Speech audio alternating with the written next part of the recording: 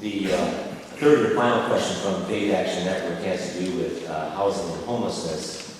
According to the one count night that's conducted now in many places around the state, homelessness in Snohomish County escalated by double digits this past year, and also was in the homeless children and youth data report generated by our office, Superintendent of Public Instruction. Indicate obviously what you do as if elected to help, one, alleviate the harm of homelessness, and then two, what would you do to increase the availability of low-income affordable housing? Mr. McPheeters.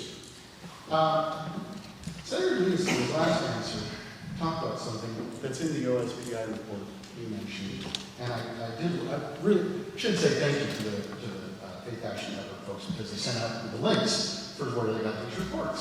So the OSPI report says that if you go back to 2007 to 2008, there were 18,670 homeless students statewide. And in 2012 to 13, that number was at 30,609, which sounds terrible. That's really bad. But then, you have to kind of take a look at how they categorize these kids. They broadly divide them in 4 groups. There are kids who are out on the streets, which I think is what you think of when you hear that people are homeless. Unsheltered youths. That is 4.1% of that number. 1,254 kids in 2012-13. And that's terrible. We should do something about that. There are 1,675 kids, 5.5% of the total listed as homeless, who are in hotels and motels. They're getting vouchers, so they're getting help. We're doing something for them. That's good. There are 6,527 kids, 21% of this number, who are in shelters of some kind, transitional housing.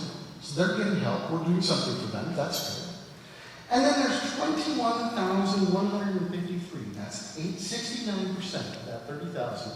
And they're considered homeless. They're not considered homeless by the federal government, because the government doesn't consider this category as homeless. But the OSPI does. These are kids who they're called doubled up. They have friends they're staying with, they have relatives they're staying with. They're in homes. They have roofs over their heads. And yet the OSPI says they're homeless. And here's my concern about that, because we do need to help kids in these other categories. Are we spending our resources on these kids who are doubled up at the expense of these kids who are unsheltered? That's a problem.